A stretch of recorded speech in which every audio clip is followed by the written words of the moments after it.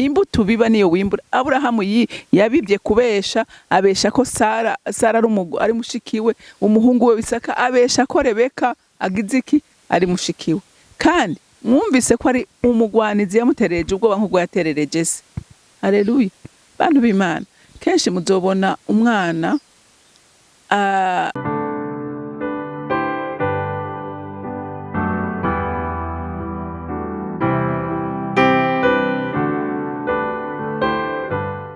bakunzi ba CANAAN TV, ndanezerewe kandi gusubira guhura namwe ngo tuganire ijambo ry'Imana. Ariko nkuko duhora tubigenza, reka tubanze dusenge. Uri mwiza Mana, ugira neza Papa, uragororotse, wuzuye impuhwe n'urukundo, wuzuye ubuntu butangaje. Mwami Imana, utugwanira intambara nyinshi kandi uduhoza ku mutima nkuko wabivuze, ngo sinzobata sinzobareka, ngo ariko nzobana namwe gushika ku mpera y'isi. None muvyeyi mwiza, turakunina haje ko n'uyu munsi twemeye kutwereka izuba ry'uyu munsi. Tunejerejwe Mwami Imana no kuba imbere yawe tugushima. Tunejejwe no kuba imbere yawe tukurata. Tuvuga ubutwari bwawe n'ubukuru bwawe. Tuvuga ineza yawe. Rero muvyeyi mwiza, ushimwe kandi wubahwe. Kandi ngushimiye ko wemeye ko n'uyu munsi dusubira kuganira ijambo ry'Imana. Nyemerere vomera impwemu yanje, uyikonekte kuyawe kugira ngo mbashe kuba umugende mwiza. Mwami wanje, utanga ijuru ryateguye uyu munsi kubw'abana b'Imana. Urakoze Data, icubahiro cyose n'amashimwe aba yawe mu izina ryawe ryera Yesu Kristo, senze nizeye kuvyumvise. Amen, amen. Ku munsi w'ejo twari twaganiriye turaba ingene Aburahamu yakoze icyaha cyo kubesha, abesha ko Sara ari umugore wiwe, bituma Imana ibabara. Ariko kubw'urukundo rwayo imugirira neza, imukura mu maboko ya Farawo. Ariko ingaruka y'icyaha ntiyigeze ivaho na gatoya. Yakurikiye n'umwana wiwe. Reka tubirabire hamwe uyu munsi, murabe icyo se yakoze. Umwana yagikoze uko nyene. Imana Isaka yakoze icyaha icyo se yakoze. Reka dusome mu Itanguriro igice cya 26. Turasoma kuva ku murongo wa mbere dushikane ku murongo wa gatatu, hama tumanuka tuje ku murongo wa 6, tumanuke gushika hepfo. Aravuga ngo Isaka ahungira inzara mu Bafilistiya. Hatera iyindi nzara ya kabiri muri ico gihugu, itari imwe ya mbere yo mu gihe cya Aburahamu. Isaka aja Igerari kwa Abimeleki umwami w'Abafilistiya. Uhoraho aramwiyereka ati, ntumanuke ngo uje muri Egiputa, uzoba mu gihugu nzokubarira. Urahungira inzara muri iki gihugu, nanje nzobana nawe, ndaguha umugisha, kuko wewe n'uruvyaro rwawe nzobaha ibi bihugu vyose, kandi sinzorenga ku ndahiro narahiye Aburahamu so. Reka tumanuke ku murango wa 6. Nuko Isaka Igerari, abantu baho bamubaza ivy'umugore wiwe. Arabishura ati, ni mushikanje, kuko yatinye kuvuga ko ari umugore wiwe ngo abantu baho bomwica ku bwa Rebeka, kuko yari mwiza w'igikundiro.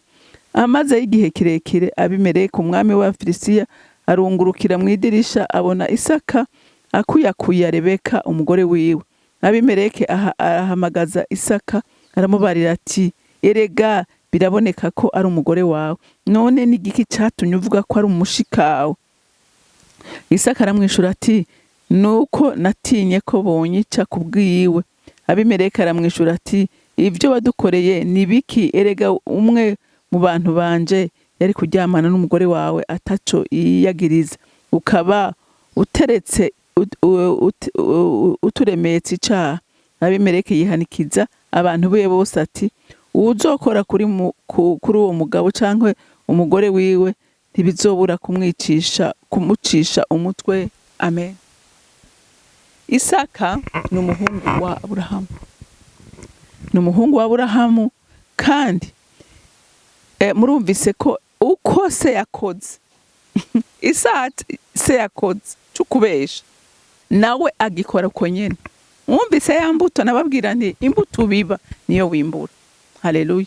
Imbuto ubiba niyo wimbura. Aburahamu yabibye kubesha, abesha ko Sara ari mushikiwe, umuhungu we Isaka abesha ko Rebeka agize iki ari mushikiwe, kandi mwumvise ko ari umugwanizi yamuterereje ubwoba nk'ubwo yaterereje se. Haleluya. Bantu b'Imana, kenshi muzobona umwana agira hari ibyaha sakora canke nyine akora, ugasanga vyizingiye ku mwana. Urumva n'umwuka ukurikirana umuryango. Rero nico gituma mbwira abavyeyi nti by'ukuri twirinde, by'ukuri abavyeyi twirinde, tumenye ngo imbuto tubiba ntahija, ari nziza ntahija, ari mbi ntahija, yose irakura kandi igasagarara igashora imizi ikagera kure. Haleluya. Igashora imizi ikagera kure. Murumvise neza ko Isaka abesha ko Rebeka ari mushikiwe, kandi akibwira mu bwenge bwiwe n'umutima we batuye umugore, ndabona ko ari mwiza, ndabona ko bazomuntera ko, ndabona ko bashobora no kunyica kugira ngo bamutware, kumwe se yakora. Rero bantu b'Imana, amajambo y'Imana ntituyumve gusa, ariko tuyakore. Haleluya. Twirinde ikibi, kuko ikibi ni kibi. Haleluya.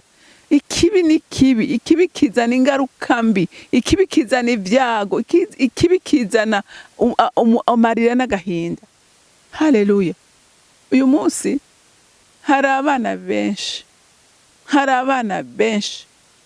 bariko bararira, hari abana benshi bafise ibikomere, ugasanga ubuzima barimwo ntibazi igituma ubwo buzima bariko barabubamwo, ntibabibona, ntibabitahura. Ariko vyari vyiza ko umuntu wese agerageza kumenya amateka y'iwabo, akwiye kumenya amateka y'iwabo, kuko igihe uyamenye umenye n'ingene uhagarara. Haleluya. Umenye n'ingene usenga, umenye umuzurandura uwariwo. Haleluya. Haleluya. Umenye umuzurandura uwariwo. Ntera n'intega abantu bibaza ngo ibi bintu ntibikora, nibaza ngo ibintu sivyo. Umva, ibi bintu nivyo. Murazi imigani y'ikirundi, je naho ramvuga ngo burya abarundi bari bazi ubwenge, basogokuruza bacu bari bazi ubwenge bw'igitangaza. Ngo ifizi nta mitendera nkase, gukora iciza ukagisanga imbere, ngo bakora ikibi ukagisanga imbere. Ivyo byose bivuga ko ikibukoze ntigishobora kwijana, hari ahantu muhurira quelque part. N'iciza ukoze hari ahantu muhurira. Urumva, Aburahamu akora icyaha imbere umwana wiwe kimugeraho. Tuzobona na Isaka uruvyaro rwiwe rukora amakosa. None ibi byose abantu b'Imana mwibaza ko bavyanditse pour kuvyandika, mwaza ko bitabaye. Mbega dushaka tureke no kuja muri Bibiliya, tuje mu buzima busanzwe. Nta miryango murabona ukabona abantu nabasumba, uyu muryango ukabona bariba. Asha nukuri nta kintu kibaho kiryoshe ukubona umuryango wawe uri beni, umuryango wawe uhezagiye, ubona abana biga bagatera imbere, ubona bakora akazi ukabona ko bafise ubuzima. Erega burya nta muntu n'umwe Imana yaremye yanga, nta n'umwe abaho. Ejo nasubiye gukunda Imana, asubira no kuyitinya. Bashingiye intahe y'umuntu yavukanye ubumuga, ntagira akatinga, kandi ngo niko yavutse, afise ukuboko kumwe, ariko ngo se ngo aramwihakana. Abwira nyina ati jewe nta mwana nk'uyu novyara, nkuriraho genda si uwanje. Murumva umuvyeyi agira igikomere, avyaye umwana afise ubwo bumuga, uwari kumufasha umubabaro aramwihakanye, aramwirukanye. Umve n'uwo mwana nibaza ko nawe nyene mu mutima we yakuranye culpability, akavuga ati mama uyu munsi ariko abona ingorane kubera uko navutse. Ndibaza naho ntinjiye muri detail ngo tuganire, ko nibaza ko nzoronka okazi yo kuganira nawe. Uwo mwana akabona saramutaye, yakuranye ubuzima bubabaje, muravyumva, kubona umuvyeyi akwihakana na mama we agastragoringa kubera uyu wenyene. Seke hari ahantu byakomerekeje umutima wiwe. Ariko ahantu nasubiye gutinyira Imana, nasanze arimwo ingabire ziteye ubwoba. N'umuntu ejo hariho bariko baragira match y'abantu bagendana ubumuga, ariko haranima, ngira ngo nta mujournaliste ngaho i Burundi n'umwe avuga nkawe. Afise ijwi ryiza, azi kwanima, araryoshe. Hama kandi bambwiye ko ari umuririmbyi akomeye. babwiye ko ari umuririmbyi aririmba neza cyane n'igitangaza, araryohewe aranezerewe kubera iki? Kubera umuco wa Kristo wamumurikiye akitahura akamenya ko hari icyo Imana yamushizemo. Haleluya, haleluya. Ni arasenga Imana, Imana imukura kwa ibikomera, mukura kwa mubabaro, hama yakira ubuzima. Uyu munsi yaragiye gukwa ngo yarakoye azogira mariage. Urumva kubera iki? Kubera Imana nta muntu numwe abaho yaremye ngo aperube, ariko umuntu wese Imana yaremye yamuremye ifise umugambi imuremeye, ifise agenda yiwe imbere yiwe. Rero ubu yarahishuriwe, wa mutima wari utuntuye, wa mutima wari ubabaye waravuye, ubagira arongora azovyara abana, agira umugore amukunda, umugore akomeye. Urumva kubera Imana. Nico gituma ndabatera intege basha, nukuri murondera Imana, mukunda Imana. Imana igira neza. Haleluya. Yanka icaha ariko ikunda abantu bose. Rero nahawe ibi byose ariko ndabivuga kugira ngo ndakwereke ko ico ukora cyose, kiba kibi kiba ciza, kigira ingaruka. Haleluya. Kiba kibi kiba ciza, kigira ingaruka muri ubu buzima no mu buzoza bw'abana bawe.